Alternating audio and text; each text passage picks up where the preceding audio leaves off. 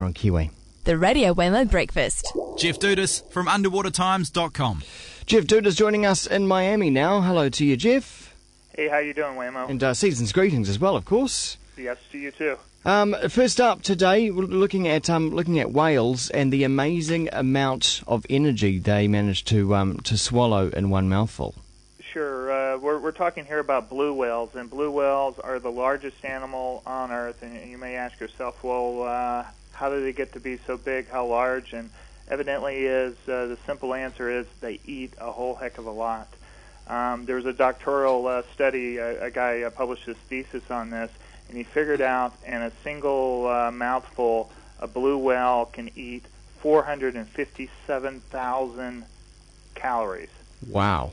And that's a lot. And you consider, humans in a whole day, I think it's like plus or minus about 2,000 will keep us going. Yeah. So that's a whole heck of a lot. Do we know how many mouthfuls they have in one day? Well, they didn't say that. They just went out to study to see, well, how efficient actually their strategy is for eating. And they're a baleen whale, which means they're a filter feeder.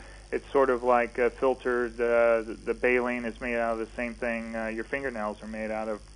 And they make these giant dives. They have this huge mouth, and they dive down and they eat krill, which are like these little shrimp.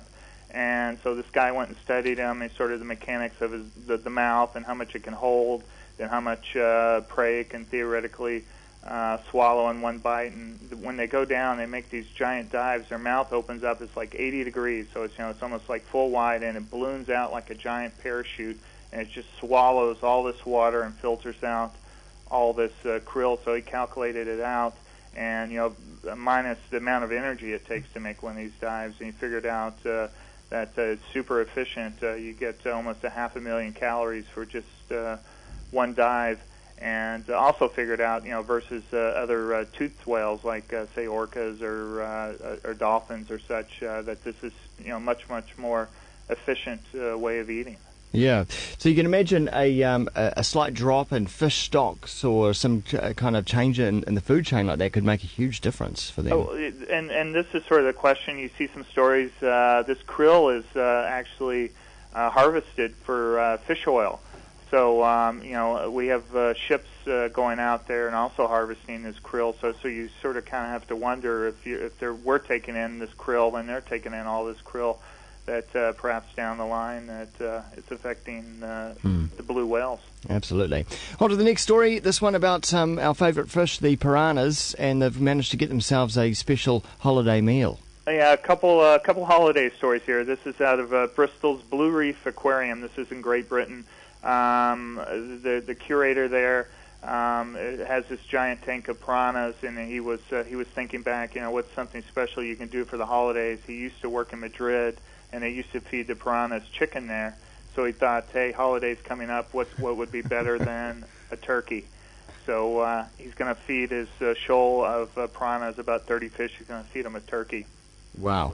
Would that be like the cartoon where you kind of dip, hopefully a dead turkey, but you dip it in, bones and all, and stay down there for 2 seconds and pull it up, and it's just a bare carcass? In theory, it sort of works that way. I think it's a little bit longer, but yeah, that's sort of the way it works. And they say that one fish is not too bad, but you get like a whole shoal of 30 or so, and they get in this feeding frenzy, and in a few minutes they can literally strip a carcass, and that'll be gone. He also said, you have to be careful too that when these fish, they have powerful jaws, they can actually bite your finger off. So you got to be careful while you're doing that. Oh yeah. What do piranhas normally eat? They eat other fish or anything that could drop in the water. And that could be anything. I think they're native to the Amazon, so anything falling in the water there, any sort of fleshy creature, they can definitely eat. Okay, finally, we're off to Japan, where it's also, of course, they're starting to get festive over there with another fish. And this is in a Japanese aquarium in Kamakura, which is south of Tokyo. They're lighting up their Christmas tree with electric eels.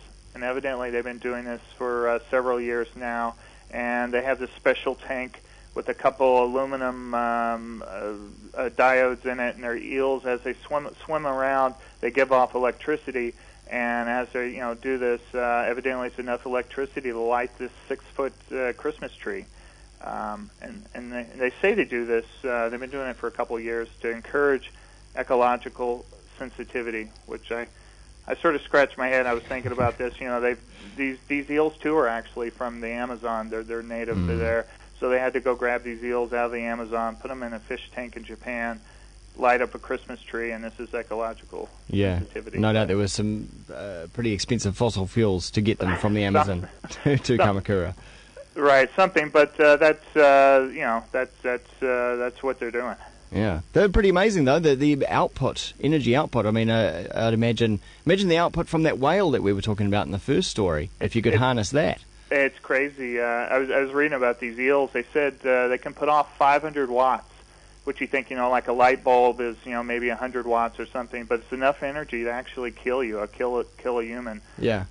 But I was reading on too. They said this is probably not practical.